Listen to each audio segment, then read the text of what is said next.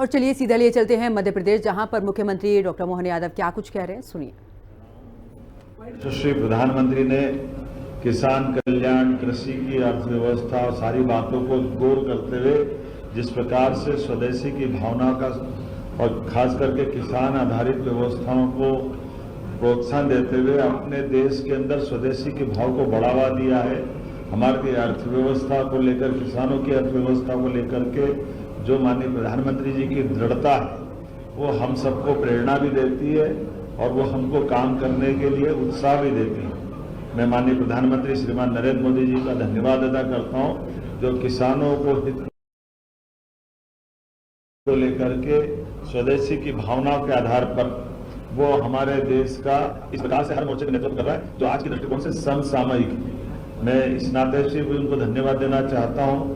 जब भोपाल की तरफ हम देखते हैं, अपने राज्य की तरफ देखते हैं, तो राज्य के लिए 10 तारीख के दिन स्वदेशीकरण की भावना के लिए ही हमारे राज्य में पहली बार रेल के कोच भी बनेंगे, मेट्रो ट्रेन की ट्रेन बनेगी। ये अपने आप में बड़ी उपलब्धि रहेगी हमारे स्वदेशी के उस अभियान को लेकर भी, कि यहाँ बनने वाले कोच देश में भी, देश के बाहर भी, दुनिया में भी जहाँ जहाँ रेल मंत्रालय चाहेगा निर्यात करेंगे।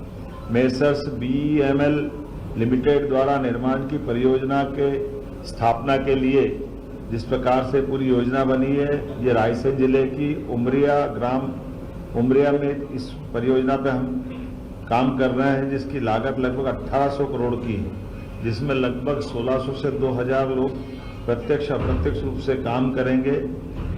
प्रदेश में ये पहली इकाई इस प्रकार के रेल कोच निर्माण करने की ये सुविधा प्रदान करेगी, जिसके आधार पर मध्य प्रदेश रेल विनिर्माण के मानचित्र पर एक प्रमुख स्थान के रूप में स्थापित होगा।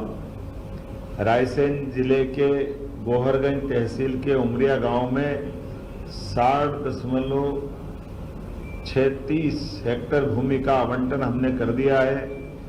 इस उद्योग में वंदे भारत, अमृत भारत मेट्रो कोच का निर्माण किया जाएगा। इस उद्योग के लगने से भोपाल और रायसेन क्षेत्र में बड़े पैमाने पे सहायक उद्योगों का भी अलग से, उनकी यूनिटों का भी एक बड़ा बाजार बनेगा, जो मध्य प्रदेश की राजधानी को भी और मध्य प्रदेश को भी अलग अलग प्रकार के औद्योगिकरण की व्यवसाय से जोड़ने का प्रयास करेगा।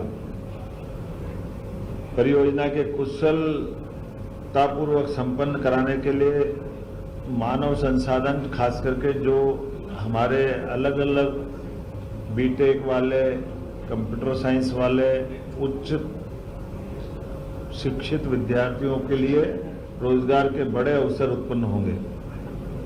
वो यही प्रधानमंत्री के मेक इन इंडिया के मंत्र को साकार करने का एक महत्वाकांक्षी मंत्र बनेगा। परियोजना उसी प्रकार से लगाई गई। प्रसन्नता का विषय यह है कि इस महत्वपूर्ण परियोजना में